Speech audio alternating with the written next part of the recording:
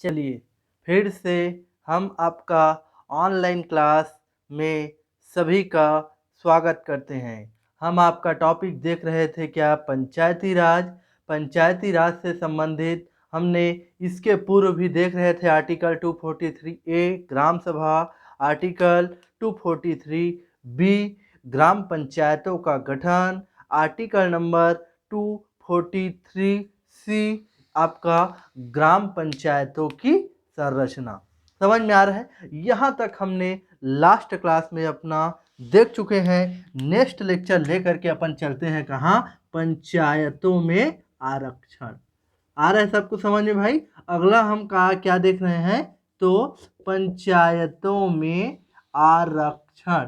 ठीक, पंचायतों में क्या रिजर्वेशन, इसको अपन देख रहे हैं। तो पंचायतों में आरक्षण आर्टिकल नंबर 243D, ये सबको पूछा जाता है। इसके पूर्व हमने पढ़े हैं आर्टिकल नंबर 243A ग्राम सभा, आर्टिकल नंबर 243B कौन सा, ग्राम पंचायतों का गठन, आर्टिकल नंबर 243C ग्राम पंचायतों की संरचना, आर्टिकल नंबर 243D क्या होता है, तो पंचायतों में आरक्षण।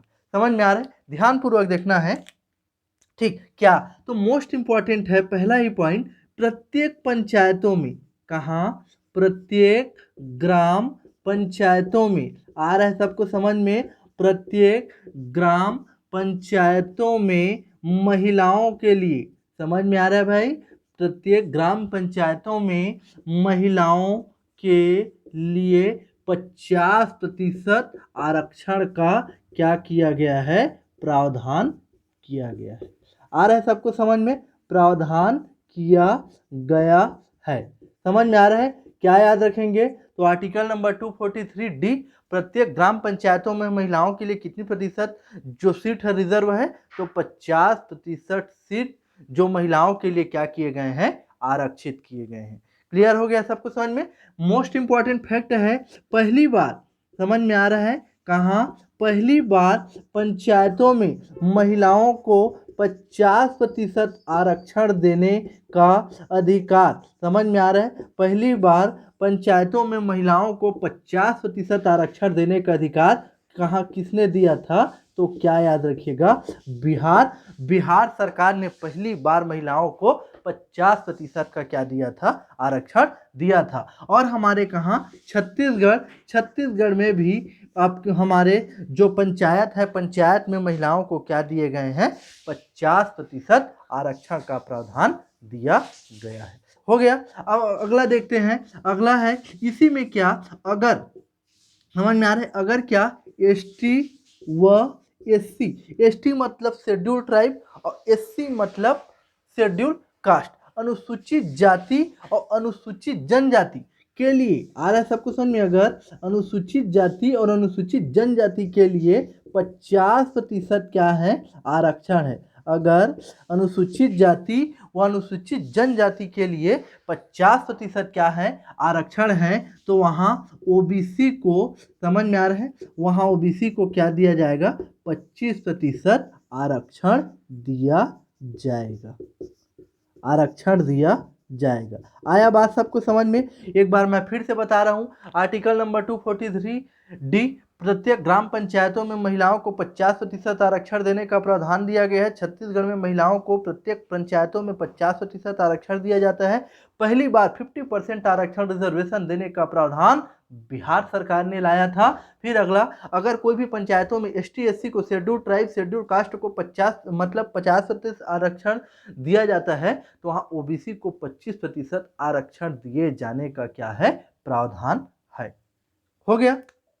ठीक, अगर देखते हैं, अगर यहीं पे अपन देखते हैं नोट, यहीं पे देखते हैं हम क्या, नोट, समझ में आ रहा है? अगर मोस्ट इंपॉर्टेंट, एसटी व एससी की कोई जनसंख्या नहीं है, एसटी व एससी की, अगर मान लीजिए कोई भी ग्राम पंचायत है, कोई भी ग्राम पंचायत में एसटी व एससी की कोई भी जनसंख्या नहीं है, समझ में आ रहा है? अगर तो कोई भी ग्राम पंचायतों में एसटी व एससी की कोई भी जनसंख्या नहीं है, जैसे कोई भी गांव देखते होंगे, कई गांव ऐसे हैं जिस गांव में एसटी मतलब एसटी और एससी की कोई भी जनसंख्या नहीं है, तो संबंधित प्राधिकारी, आ रहा है बात सबको समझ में? क्या संबंधित जो प्राधिकारी हैं, मतलब संबंधित जो प्राधिकारी होंगे वो सामान्य वर्ग से होंगे। आ रहा है सबको समझ में? कहाँ से होंगे? सामान्य वर्ग से होंगे। ये अपने को क्या है, बात याद रखना है। समझ में आ रहा है? इतना सारा चीज हमको क्या है, याद रखना है। अगला देखते हैं, जो आरक्षण है।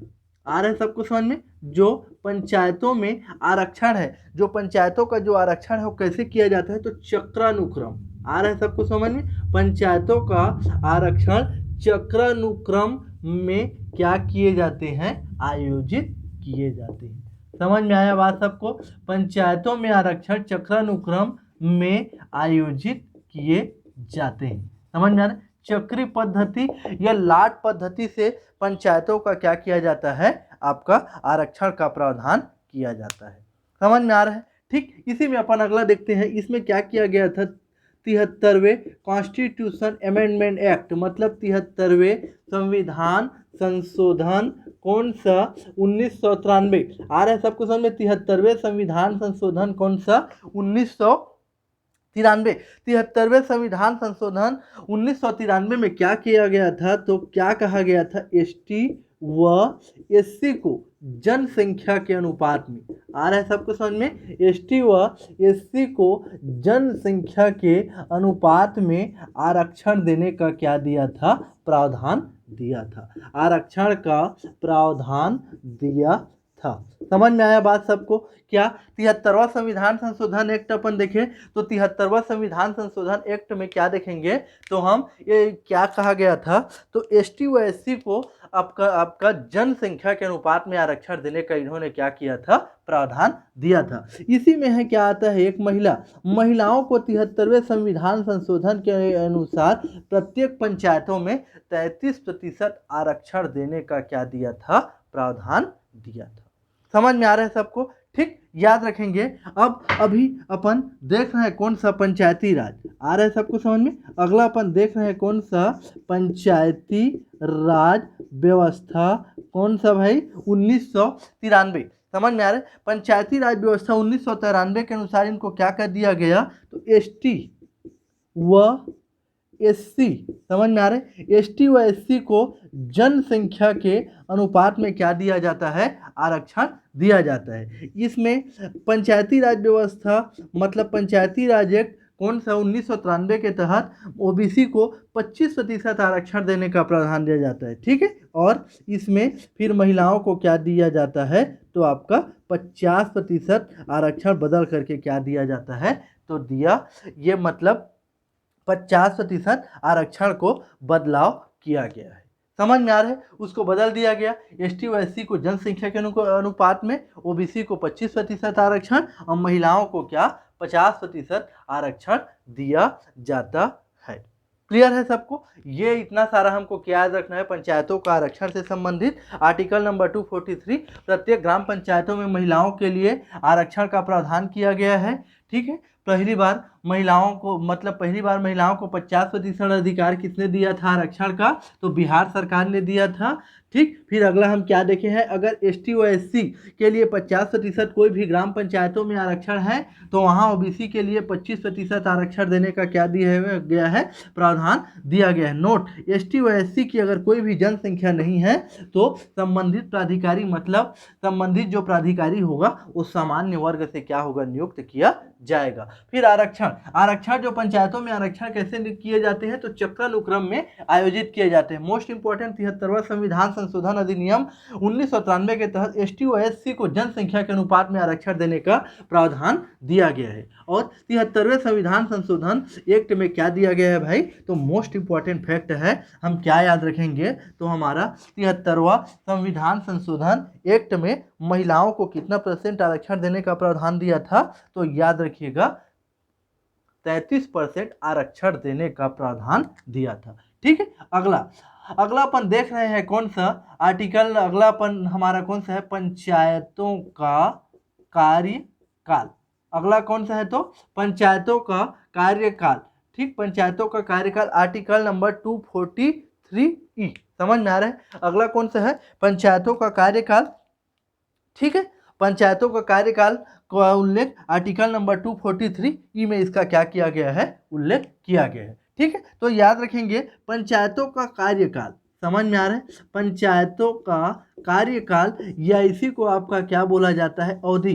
पंचायतों का कार्यकाल या अवधि क्या होता है, 5 साल होता है। आ रहा है सबको समझ में, पंचायतों का कार्यकाल या अवधि कितना होता है, 5 साल होता है। नोट, समझ में आ रहा है, कहाँ, प्रथम सम्मेलन की तिथि से, प्रथम सम्मेलन की तिथि से। मैं बताया था लास्ट क्लास में आपको, पंचायतों में क्या होता है, सम्मेलन होता है, न कि सम्मेलन होता है। समझ में आ रहा है, तो अब अगला अपन देखे हैं क्या, ठीक, तो पंचायतों का कार्यकाल आर्टिकल नंबर 243 में इसका उल्लेख किया गया है। फिर अपन देखें इसका कार्यकाल अवधि 5 साल का होता है। नोट, पंचायत का प्रथम सम्मेलन की तिथि से इसका क्या किया जाता है, गणना किया जाता है। ठीक है, पूर्ण होने या भंग होने पर, अगला अपन देख रहे हैं क्या, पूर्ण होने या भंग होने पर, मतलब पूर्व में क्या हो गया आपका, भंग हो गया। ठीक है, पूर्व में भंग होने पर, मोस्ट इंपॉर्टेंट है, पूर्व में अगर मान लीजिए पूर्ण होने के पूर्व ही ये क्या हो गया, भंग हो गया, मतलब सरकार क्या है, या जो पंचायत जो है क्या है, गिर गई। समझ में आ रहा है, तो क्या है, ठीक, तो नोट इसी में याद रखेंगे। पहला पॉइंट क्या, अगर, आ रहा है सबको समझ में, अगर चुनाव, समझ में आ रहा है, अगर चुनाव 6 माह, आ रहा है सबको समझ में, अगर चुनाव होने में 6 माह बाकी है तो वहां उपचुनाव नहीं कराया जाएगा। आ रहा है सबको समझ में, उपचुनाव नहीं कराया जाएगा। समझ में आ रहा है, अगर पंचायत का चुनाव जो है वो 6 माह बाकी है, 6 माह क्या है बचे हुए हैं, तो वहां पर पंचायत का उपचुनाव नहीं कराया जाएगा। समझ में आ रहा है, ठीक, अगर मोस्ट इंपॉर्टेंट क्या हो गया, सरपंच की मृत्यु हो गई। समझ में आ रहा है, अगर सरपंच की मृत्यु हो गई, खुदा न खासा क्या हो गया, सरपंच की मृत्यु हो गई, आ रहा है सबको समझ में, या ये पद त्याग कर दिया। समझ में आ रहा है, ये सरपंच की या तो मृत्यु हो गई या तो क्या कर दिया, पद त्याग कर दिया। समझ में आ रहा है, तो 6 माह के भीतर, तो 6 माह के भीतर उपचुनाव कराना आवश्यक है। उपचुनाव कराना क्या है, आवश्यक है। समझ में आ रहा है क्या बोल रहा हूँ, अगर पंचायत चुनाव 6 माह बाकी है तो वहां उपचुनाव नहीं कराया जाएगा। लेकिन अगर मान लीजिए खुदा न खासा सरपंच की मृत्यु हो गई या पद त्याग कर दिया, तो 6 माह के भीतर उपचुनाव कराया जाना क्या होगा, आवश्यक होगा। समझ में आ रहा है, और स्थापन सरपंच, कौन सा, स्थापन सरपंच, समझ में आ रहा है, स्थापन सरपंच कौन होगा, तो कोई पंच ही होगा। आ रहा है सबको समझ में, कोई पंच ही होगा, मतलब अपन बैकअप के तौर पर कोई, मतलब उस समय तत्कालीन जो क्या करेंगे, सरपंच बनाएंगे, तो स्थापन सरपंच का अपन चुनाव करेंगे। ठीक है, उस समय के लिए, तत्कालीन के लिए, तो याद रखेंगे कोई पंच ही क्या होगा, सरपंच का दावेदार हो सकता है। हम बिना कोई भी हम दावेदार नहीं हो सकते, कोई भी दावेदार नहीं हो सकता। समझ में आ रहा है, ठीक, तो याद रखेंगे, ये हो गया। इसी में एक और आता है, अगर जो क्या है, पंचायतों का चुनाव है, समझ में आ रहा है, अगर पंचायत का चुनाव किसी कारणवश लंबित है, समझ में आ रहा है, अगर पंचायत का चुनाव किसी कारणवश लंबित हो गया है किसी कारणवश, जैसे अभी आप देख रहे हैं कोरोना काल है, कोरोना काल की वजह से बहुत सारे विधानसभा, बहुत सारे जगहों के राज्यसभा या बहुत सारा जगहों के उपचुनाव क्या हो गए हैं, डिले कर दिए गए हैं।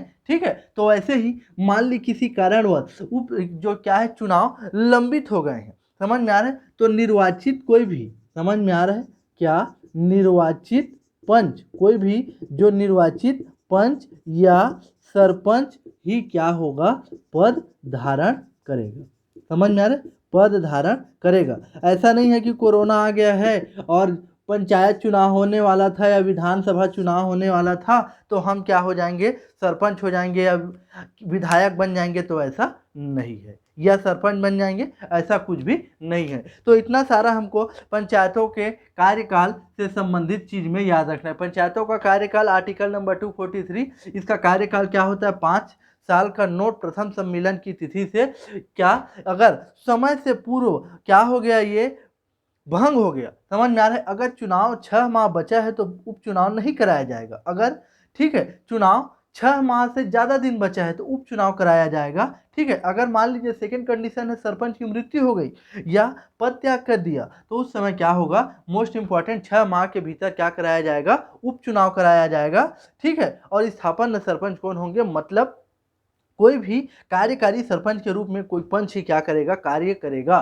ठीक, अगर एक और कंडीशन है, अगर किसी कारणवश क्या है सरपंच का चुनाव लंबित है या पंचायत का चुनाव लंबित है तो कोई निर्वाचित पंच या जो उस समय के तत्कालीन सरपंच ही क्या होंगे, पंचायत के कार्य का क्या करेंगे, संभालेंगे। पंच कार्यकारी मतलब पंचायत के संस्था के रूप में कार्य करेंगे। ठीक है, आज तक के लिए अपन यही तक रखते हैं। अगला अपन नेक्स्ट क्लास में देखेंगे। यहाँ तक आप पंचायतों का कार्यकाल से संबंधित और जितने भी फैक्ट आपको बताए जा चुके हैं, ठीक है, उसको अच्छे से पढ़िए। अगला कल देखेंगे। Thank you.